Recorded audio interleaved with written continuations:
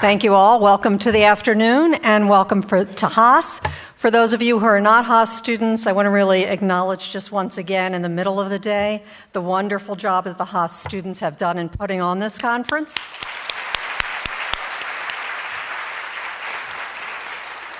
And I just want to take one moment to say how grateful I am that Haas and Berkeley are schools in which we choose to honor someone for her public service and her commitment to justice. I think that makes us a very special business school. So with that, let me introduce Kamala Harris. In December, go ahead, yes, let's give her a hand. And I just want to tell you a little bit about not only who she is by her titles and her awards, but what she's actually accomplished in the world too.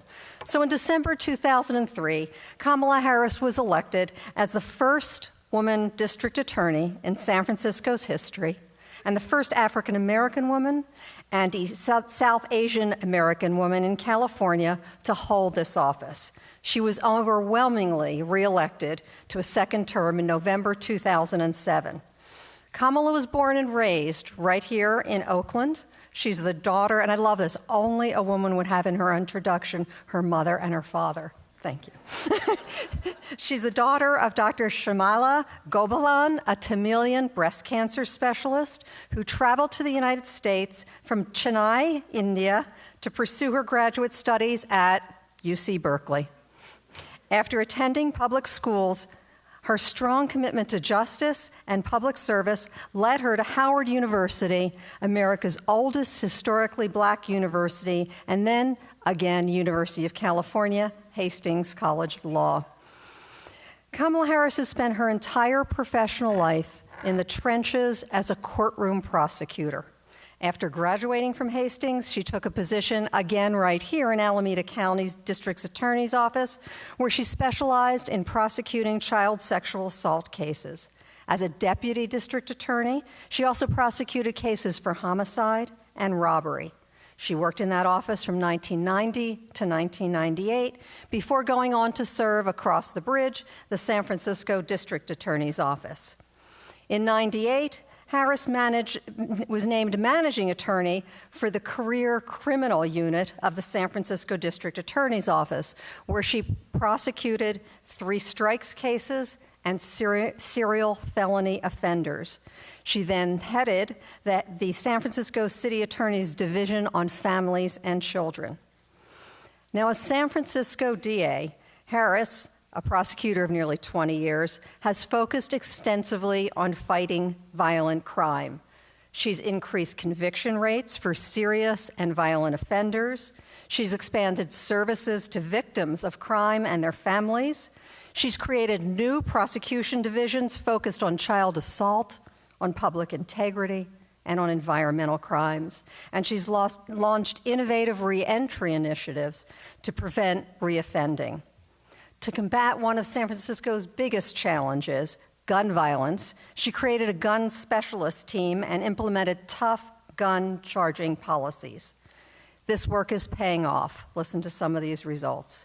The District Attorney's Office has more than doubled its trial conviction rate for gun felonies to 90%. Under her leadership, the office has sent 50% more serious and violent offenders to state prison, has put more than 220 gang members behind bars, and convicted more than 1,200 domestic violence offenders. As former director of a battered women's shelter, I thank you.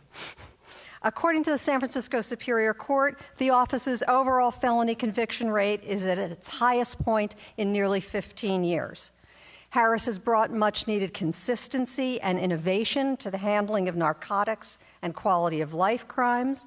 Her office has tripled the number of misdemeanor cases taken to trial, and Harris has assigned senior prosecutors to specialize in prosecuting graffiti, vandalism, and auto burglaries. She has also launched unprecedented programs of outreach to San Francisco neighborhoods and communities and brought free legal clinics to immigrant communities.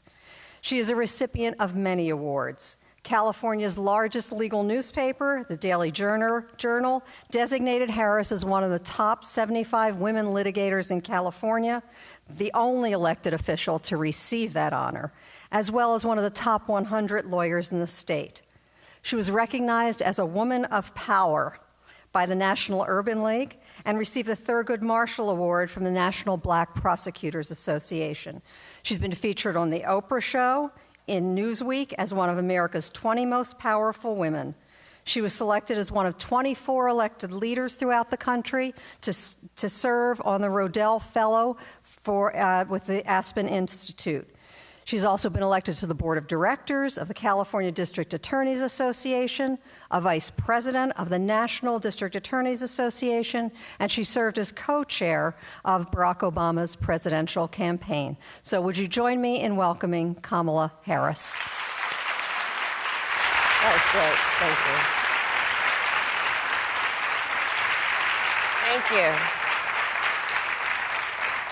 Thank you. I think I'm mic'd up, so I'm not going to do that. This is an overwhelming crowd, and I know who you are. I've been reading about you. You all are just tremendous, and that you're gathered here this Saturday to spend with each other time and fellowship and networking and just mutual support, I think is fantastic. So congratulations to Haas and to all of you. When I was thinking about coming to this group, I was thinking about an interview that I gave many times after I was first elected. Some of you may have heard the story, but so I was elected as the first woman DA, and then these reporters would come up to me and they'd ask me this very original question, and they would all say, well, so what does it feel like to be the first woman elected DA of San Francisco? And I'd say, how do you answer that? It's, well, I've always been a woman, so I don't know what to tell you, but I'm sure a man could do the job just as well. And so I think that kind of is part of what we're talking about today, which is that, absolutely, we know our experience, our life experience. We know each of us what we bring to the table, and we also know that there are definitely challenges and barriers that still need to be and will be broken by you in this room. And let's find humor and celebration in it, but also recognize the significance of what each of you are doing. So, very honored to be here. And as I'm sure you all have already probably discussed, this morning, let's just set the stage in terms of what we are challenged with dealing with. What we know is that the Fortune top 50 women in business listed only 3 CEOs of publicly held companies about 10 years ago. And as of today, there are only about 15 women running Fortune 500 companies. So, to break into leadership, many of us have had to break barriers along the way, either because of our gender or because of our commitment to innovation, and in some cases both. But I think the experience that we have of breaking into leadership, and in that way, perhaps being the first because of our gender or being the first because we bring an original thought, is something that helps to shape us as leaders and is unique in very important ways. Take my career, for example. When I decided to run for district attorney in San Francisco, it was considered a man's job. Even in San Francisco, there had not been a woman elected district attorney. And so I heard what I think many of you have heard. And it was in the context of this. I decided to take on that office and challenge an incumbent DA. He came from an old political family, been in office 2 terms. His nickname was KO, because he was known as being a boxer who would knock people out. So there I was, the first in early days of that campaign, and I was sitting in a campaign office, and we got our first poll results.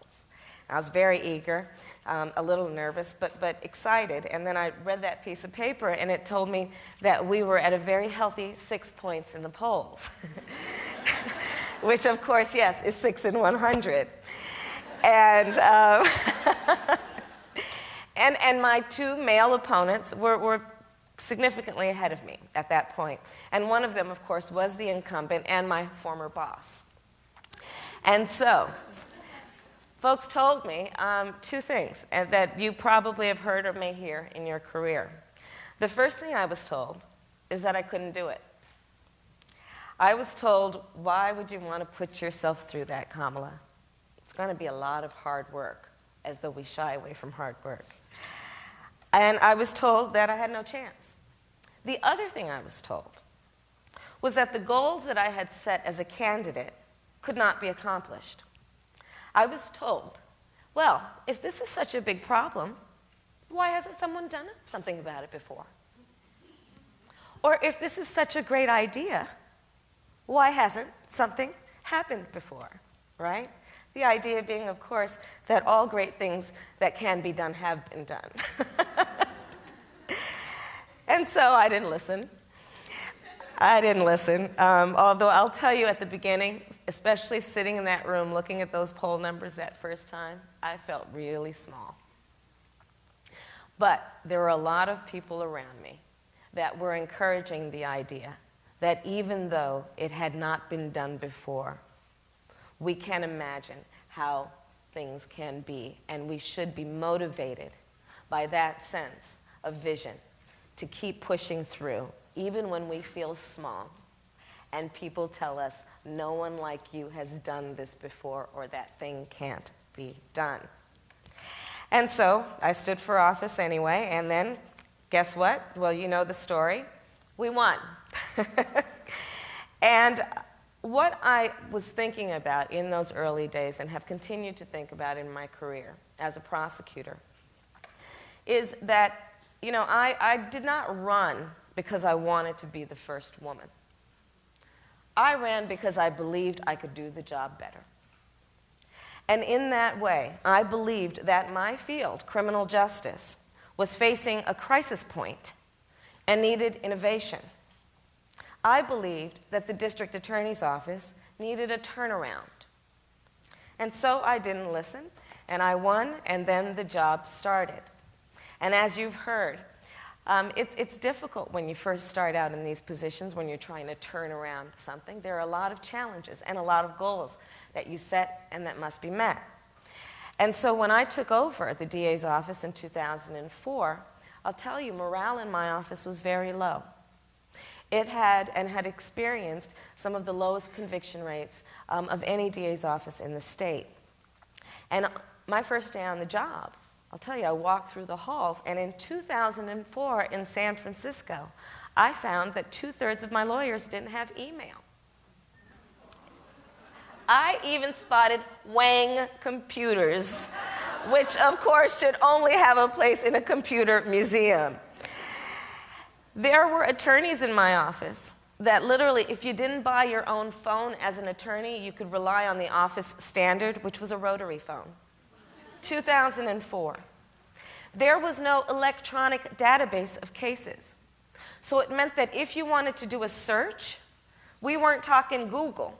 We were talking having your fingers do a search through the file cabinet for that paper folder that represents, by the way, a crime, a set of victims, a set of witnesses, legal issues that must be resolved, and work that must be done. And this is how you could find that important case.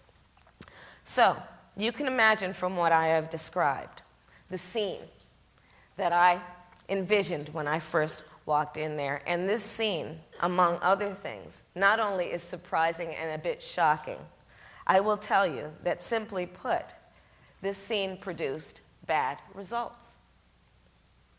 So, what we had to do was address what would otherwise be considered mundane issues, which deals with building an infrastructure and committing ourselves to professionalism so that we could produce the results that anyone should expect of any of us as professionals. And it meant, in my particular case, dealing with the fact that we had slipped to a 51% conviction rate for serious and violent crimes in San Francisco, and that must have been dealt with. Because, as you all know, as leaders in business, as students of business, we must all think about the work that we do in a sense of thinking about, as it is for me in public service, whether we're delivering a return on our taxpayers' investment, in particular, in the case of safety and justice. So, we set a few big goals, and we pursued them with pretty much relentless focus. And that meant vowing to raise the conviction rates for felonies. It meant vowing to build a professional office. It meant dedicating ourselves and rededicating ourselves to prosecuting the most serious and violent crimes, which of course include homicides and other crimes of violence, sex crimes against children, domestic violence, and public corruption. It meant doing the first thing that I did when I got there, which is performing an audit of the office. Not just a financial audit, but a performance audit. Because something I've come to learn, and I'm sure you all know, is that often when we are faced with an issue or a problem or a system that must be fixed, there will be a lot of loud, squeaky wheels that will automatically demand our attention. But invariably, what we will find is that if you go down that dark hall at the end, that room where no one goes, it's some corner room and some guy's in there, nobody really knows his name and he's working under this green visor, and you find that's the guy that's making the whole train run, right? So you got to perform an audit. Figure out where everything is and how is it being used and how is it relevant to the overall system and the operation of the whole. And so I performed an audit of the office, and the first priority was, of course, to determine through that process how we would more appropriately distribute the limited resources we had to achieve this goal of public safety and a professional law office. And so what I did is not only realizing that, but realizing that through that process that we needed to shift resources. What we learned through the process is that resources had to be shifted in a way that I gave more attention to the idea of building up support staff so that the lawyers would, instead of spending 30% of their time at a Xerox machine, be more focused in being in the library to do the legal research that is necessary and be in the courtroom where their skills would be most apparent in terms of the need to stand before a jury and talk about the demands of justice. It was the work also of realizing something that took me a little while, but I ultimately embraced. And I embraced this concept pretty much one day when I realized, when I looked in the mirror, that my forehead was black and blue. Because you see, I had been banging it against a wall forever. Because I had figured out everything that was wrong. And I had a plan for how it would all be fixed. But I realized I simply could not do it alone. And that there comes a point when we all must recognize that if the goal is to actually get something done, then we need to make choices and prioritize and simply embrace this concept of triage. And what does triage tell us? Well, do you all remember the television show MASH? So how did that go? So basically, Hawkeye's standing there, and the helicopter's coming in with all those wounded soldiers, and there's the surgical tent, and you've got only so many surgeons and only so many pints of blood. And each of those souls coming in is important. But you got to make some decisions about who's going in the tent. And it's not to the exclusion of recognizing what may stay outside, but you've got to get something done. So I embraced, reluctantly, the concept of triage. Let's start somewhere, focus on particular goals, and get them done. And in fact, I used to tell my staff, listen, no more new boxes. No more new boxes. You know this is how I keep a list of things I need to do. I have a yellow pad, and I have the thing that needs to get done, and I draw a box next to it, right?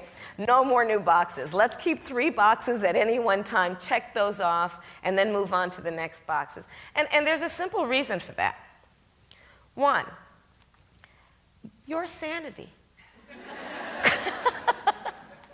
The reality of it is this.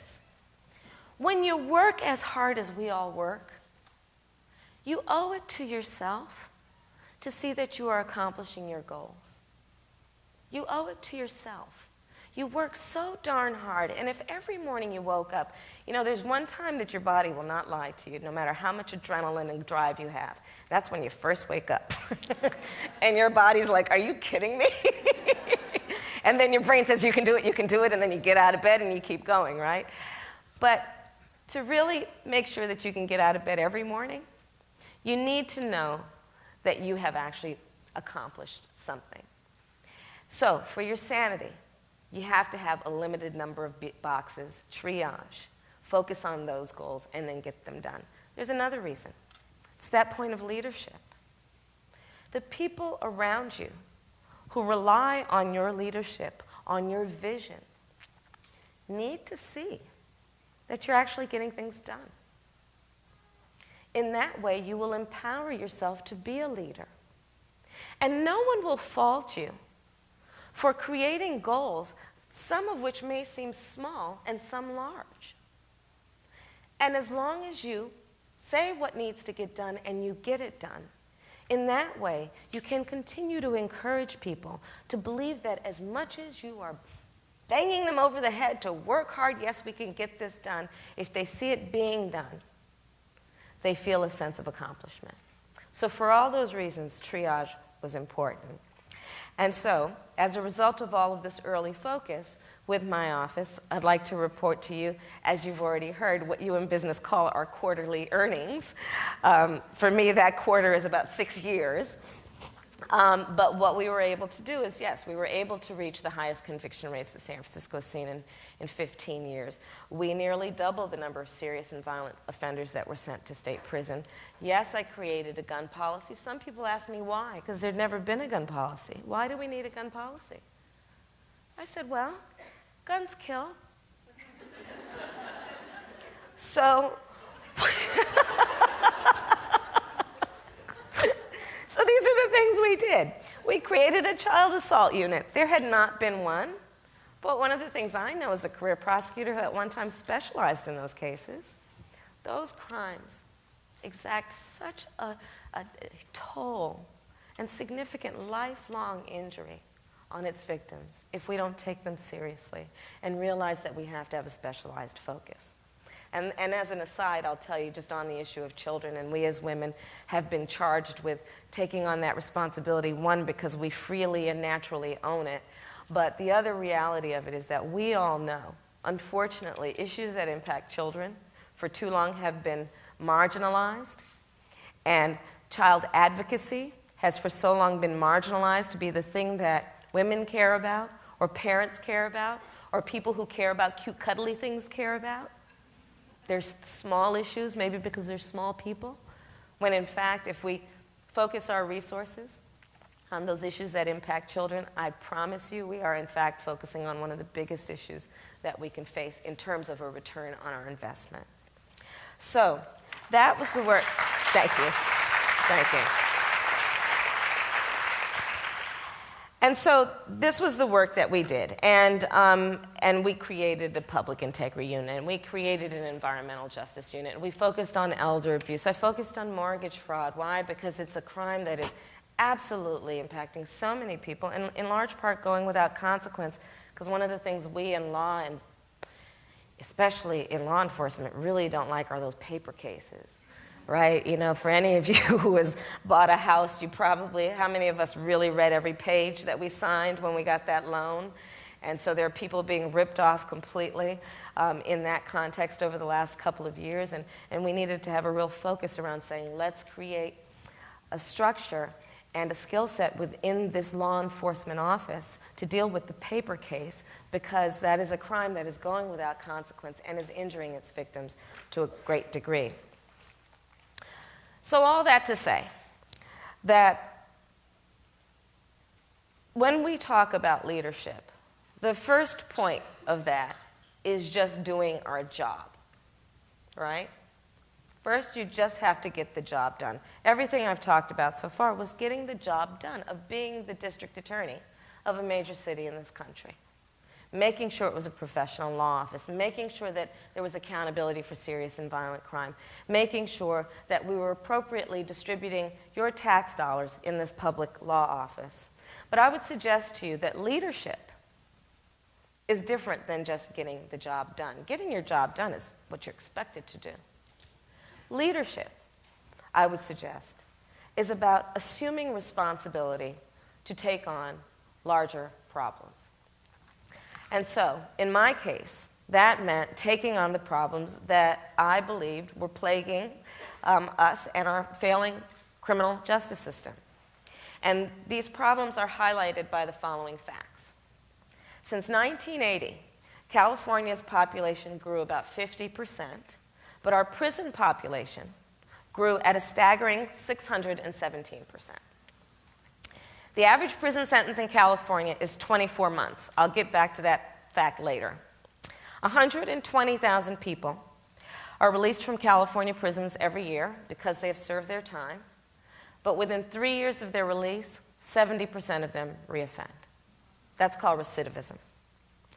California prisoners are released with $200 and a bus ticket, and they're sent back home. Meanwhile, they have no skills, no education, no work, and little to lose, and the only thing that has changed since they went to prison is that they've been in prison. And for all of this, we, as Californians, pay over $10 billion a year. So, if you think of California as a large and diversified corporation, incarceration would be our single largest line item of business. And it produces a return on investment that we cannot afford. When you look at it, those offenders, first of all, let me be clear, deserve to go to prison. What I'm discussing is not about saying there should be anything other than accountability and consequence once someone commits a crime. That's not the point. Once that accountability has occurred, once there has been consequence, once there has been appropriate punishment, what we need to recognize as a state is that the return on our investment, our ROI calculation, as you folks talk about, as a state, tells us that we have not been smart in re-entering ex-offenders back into our communities in a way that they don't re-offend. What's more, because our justice investment is so in the red, we have less money to pay for those tools that really could make our communities safer on a daily basis, such as more police and better crime-fighting technology. Also, because of that waste, we have less money for long-term investments that we know without a doubt prevent crime and create thriving communities. In general, education, healthcare, and job training. So I would suggest to you that in many ways on this issue we are at a crisis point. We need a new dialogue about crime and safety. We need to move beyond the old conversation that suggests that either you're tough on crime or you're soft on crime, as though there are only two choices. And instead, we need to get to the point where we're talking about and asking, are we smart on crime? And being smart on crime, I believe, is like being smart in business. It means that we must bring innovation to these systems in a way that we force ourselves to be constantly focused on results. Leaders across the nation, from Newark to Boston to Atlanta and Texas, red states and blue states and purple people, are coming to understand that we have to focus on breaking the pattern of crime, prison, release, crime, prison, release. And for some criminals, yes, that will mean longer prison sentences. But for many others, we can stop this costly and dangerous cycle. And it makes sense that we do. Because the vast majority of offenders in our system are nonviolent offenders who within 2 years will be released from prison, having served their time. Remember the statistic I shared with you earlier. The average sentence in California is 24 months. Let me tell you what that tells you. There are two facts you can infer from that. One, the average prisoner has been sentenced for a nonviolent offense. If it's a violent offense, he's going in for 15 to life. The second fact, they're all coming out. And we don't have meaningful criminal justice policy for dealing with that. Because frankly, we've been ostriches. We've been sitting there thinking, okay, crime is committed, catch the thief, arrest him, prosecute him, send him to jail. Good, done with that guy. He's coming out in 24 months with no changed circumstances since he went in. This is not smart planning if we are absolutely and truly invested, I believe, in achieving public safety. And for those reasons, I would suggest to you that we cannot afford to continue what we have been doing as a state or as a country and that we in law enforcement and government, frankly, need to better adopt the principles that you in business understand, which is let's infuse metrics into our analysis and measurement of success. And instead of relying on the fact that we judge systems based on an adherence to tradition, we will judge ourselves based on whether we are producing our intended goal, which of course for law enforcement is public safety. So for that reason, in San Francisco, we pioneered what is essentially a public-private partnership to reduce recidivism, this reoffense rate, and we call it Back on Track. It's an initiative that we created 5 years ago and basically focused on first-time, young, non-violent, non-gang-affiliated drug sales offenders. And Back on Track was born out of a belief that the approach must be to require accountability. That individual must be held accountable for the crime they committed, which is low-level sales of drugs, so we require them to plead guilty. And they must be held accountable to their family and their community and must hold themselves accountable to their families and their communities. And so essentially what we did with this public-private partnership Back on Track is we created incentives using the carrot and stick that I have as someone who carries a big badge, which is essentially, I'm going to tell you everything your mom or your grandmom told you, but I'm also going to tell you, you better do it because otherwise I'm going to send you to jail. It's amazing how you get attention that way. And so what we did is we basically focused on this population and did it by rejecting outdated measurements of success. What we did is we said, let's measure ourselves based on bottom line results. And essentially in this initiative, what we did is this. It's a public-private partnership. What does that mean? Well, as the DA of San Francisco, I called the president of the Chamber of Commerce and called some of our leaders in business. And I'm going to tell you something I have experienced in my almost 7 years as DA. Leaders in business, you all consider yourselves to be leaders of business, but when you get a call from someone like me, you also see yourselves as being leaders of the community. And it's a wonderful thing, because I can call people who have never in their lives been a part of public service, as it is traditionally thought of, who will literally take the call and say, yes, I would love to help. I want to hear a new idea. What can I do? Because leaders in business understand that in order for any business to thrive in terms of your underlying goal, you must have a safe and healthy community. You know that your clients, whoever they may be, need to live in a society where they feel comfortable, where they feel free, where they are free of fear. You all know that in order for any business community to thrive, the larger community must be healthy and must feel that it is in a process of having an opportunity to thrive. So what we did with Back on Track is I called up the leaders in the business. I called up some of the leaders in our labor community, in particular the carpenters and the plumbers, the building trades folks, and called up some of our nonprofits.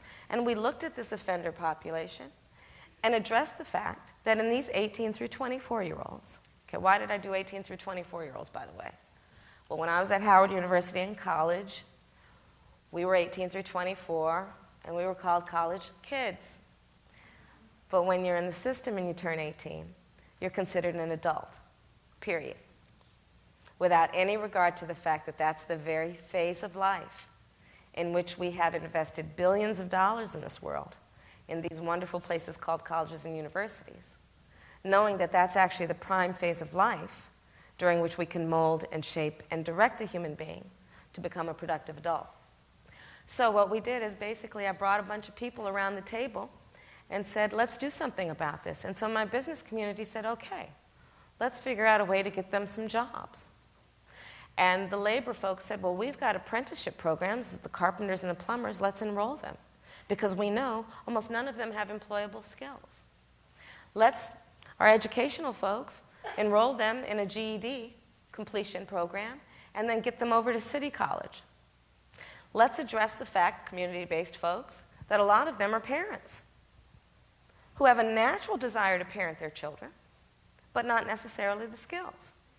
So let's bring on board the community folks who can support their parenting needs and also introduce them to those other folks called the PTA. And as a result of this focus, this public-private partnership, this initiative Back on Track, has over the last 5 years reduced the recidivism or reoffense rate for this population from 54% to less than 10%. It's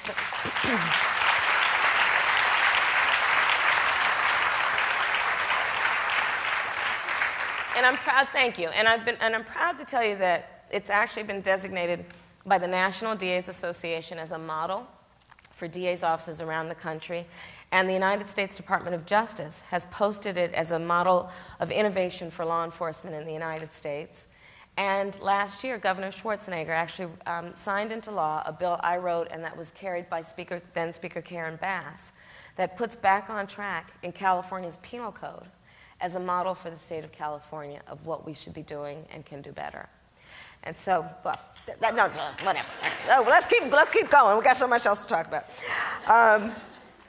But I'm particularly happy to tell you that not only is it, I think, and we all agree probably, a success story in terms of the idea that we're going to try something new and it can actually work. But the other aspect of it that is equally relevant, especially to you leaders in business, is what we can do through innovation to also be more efficient with our resources, right? Because after all, part of the definition in my mind of meaningful innovation is that we are efficient.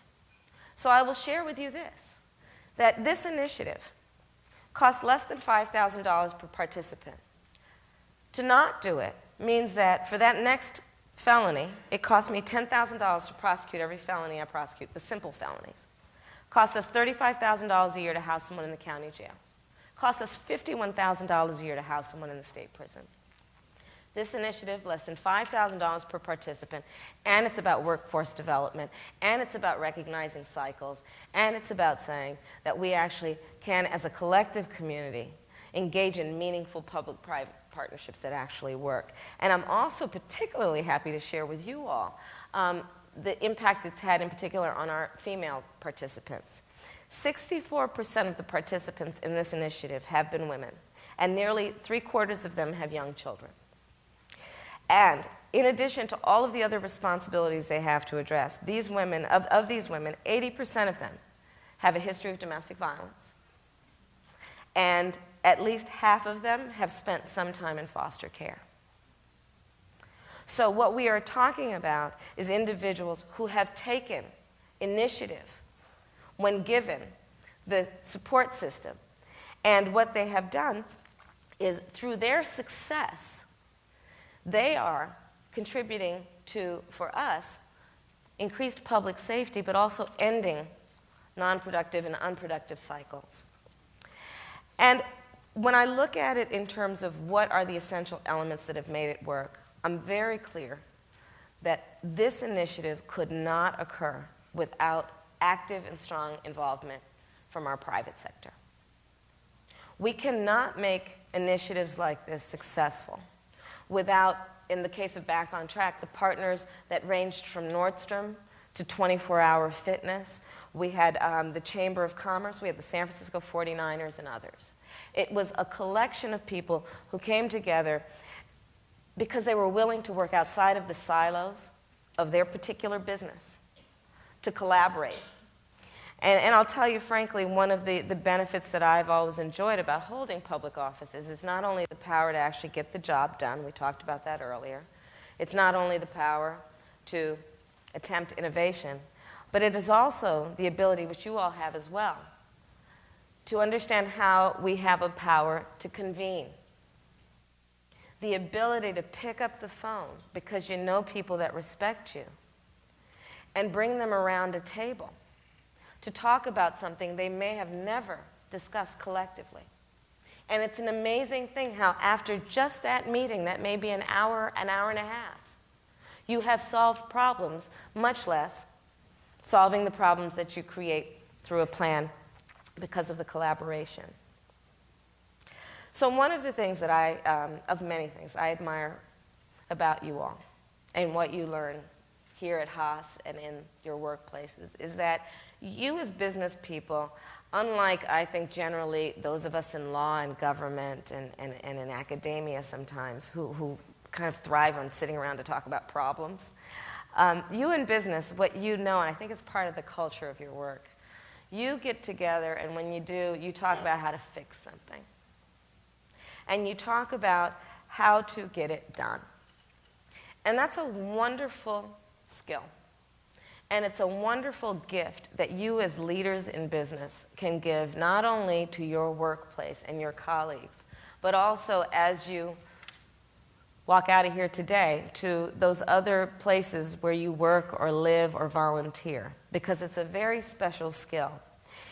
And I think that for the challenges that we face in whatever industry or business we've chosen, that the kind of determination that each of us has shown to break into leadership, the kind of determination that is what will help our organizations and our communities succeed, is the kind of determination to choose innovation over stagnation.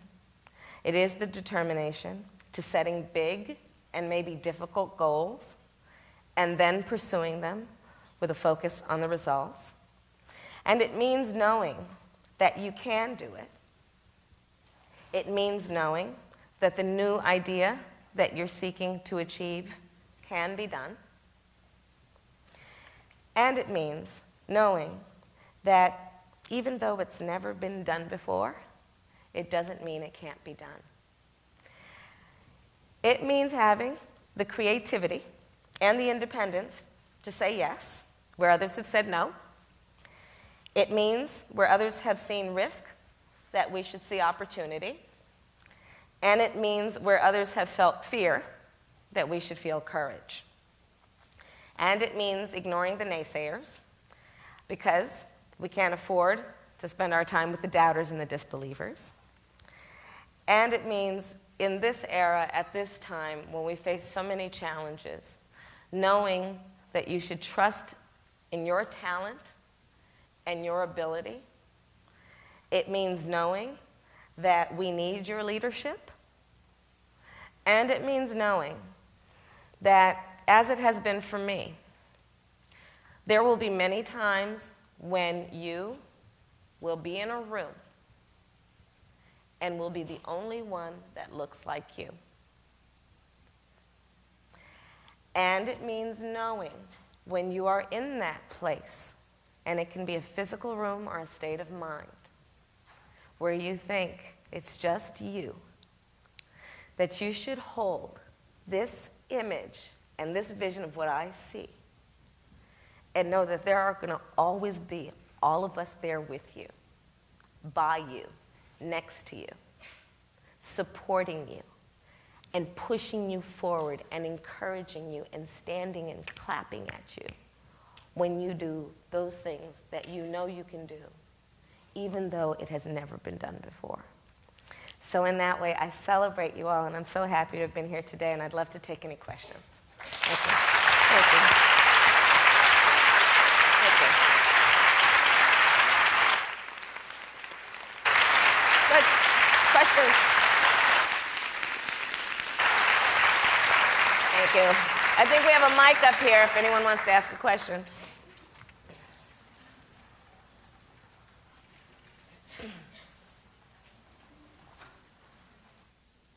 Hi, Kamala. How has the decisions that you've made as a DA over the past 6 years either negatively or positively impacted the minority community? There are a number of ways I can answer that. That's a great question. I think that one is there is that piece about role modeling. You know, and we know it. I think that's part of the spirit behind this program, which is bringing everyone together so you can actually see how it has been done by those who are like you, so you can forge a path, and if by nothing else, just mimicking what someone else has done. That's often a great way to figure it out.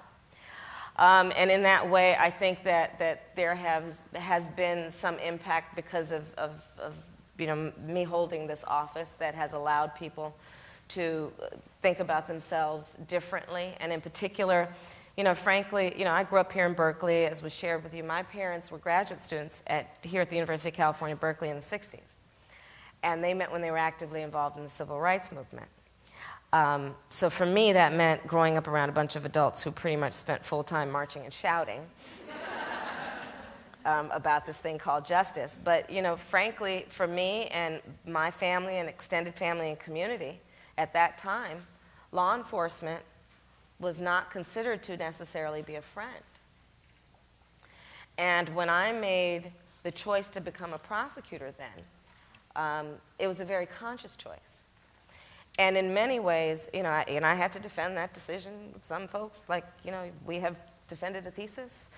But my point was that we can't, when we're talking about systems that we want to have an impact on, why do we always have to come at it from outside, on bended knee or trying to break down the door? Shouldn't we also be at the table on the inside, where we can have a voice and have an impact from that place as well? And so that's what I decided to do. Well, when I was elected as the first woman of color to be a DA in the state of California. And there are still, when you look at who is impacted by crime and who is impacted both because they are victims as well as offenders, there is a disproportionately large number of racial and ethnic minorities. And that relates to African Americans and Latinos. It also relates to immigrants. And to become a prosecutor is still not necessarily considered to be the way that you go if you want to do this work.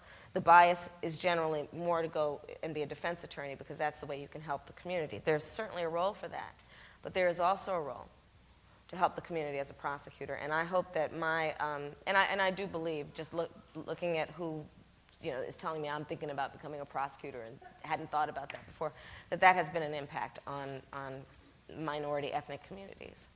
But again, as I said in my earlier remarks, the motivation that I have to do the work I do is that I sincerely believe there are smarter ways to achieve public safety. And that's it. So.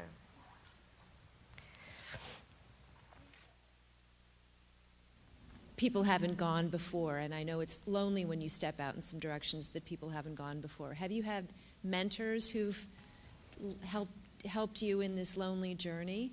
Yeah, I have. I mean, the first was my mother, and I've got great friends. And I have to tell you that when we take on these positions of leadership, and as a woman, there's a balance to be struck between being tough and being a bitch.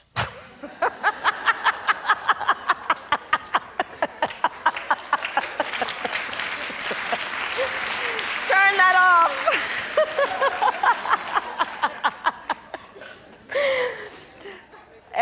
And so one of the things that you want to always do is surround and keep close your friends and your family, whatever form that takes. I have a sister I love and adore, friends, but keep close the people who you can, I'll tell you like this. So I mentor and train women when they're running for office. I'm an advisor to a couple of groups. And what I say to them is that when you're thinking about running for office, and this is true when you're thinking about succeeding in business, create and consciously think about creating for yourself a safety group. And it would be that group of 3 or 4 people. And it doesn't have to be women only, by the way. But the people you could call at midnight, who you could cry with, who you could laugh at the thing you shouldn't be laughing with. You could curse, you could do whatever. And you can share it with them without fear of judgment. And make sure in that group you also have people who have some sense of what you're going through. And you have different friends, but there are some who just will always love and hug you, but not necessarily know what you're going through. But make sure you identify and start cultivating that group of people who you have. And in that way, they will keep you strong, or at least on your feet, at times when you're feeling wobbly.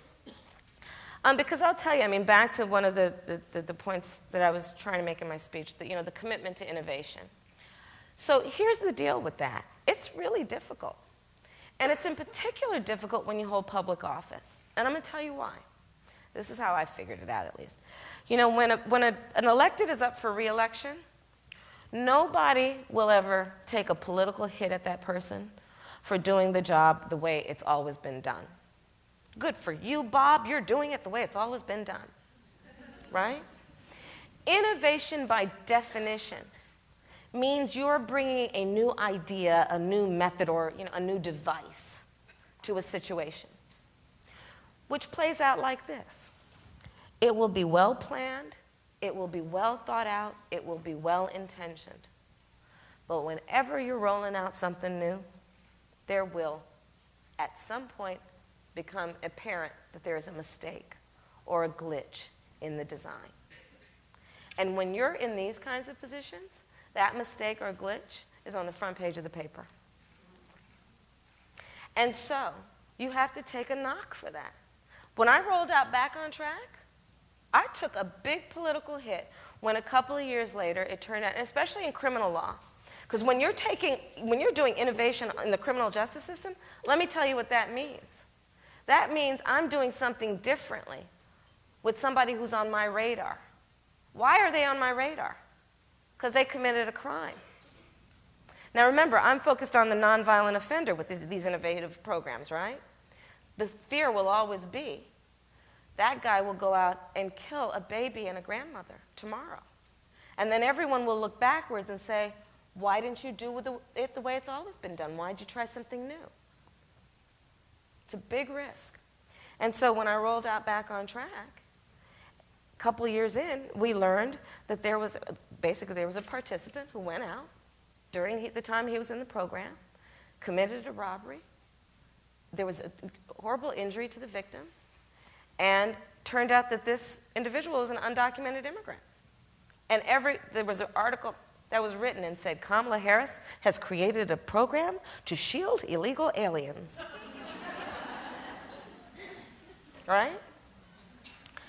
And that's when my friends came really in handy to just say, it's because I was upset about the unfairness and the mischaracterization and don't people want these things fixed? Don't they understand what innovation requires? And that's when you have to rely on your friends who understand what you do and care about you and will support you without judgment, but also give you critical feedback when you need it.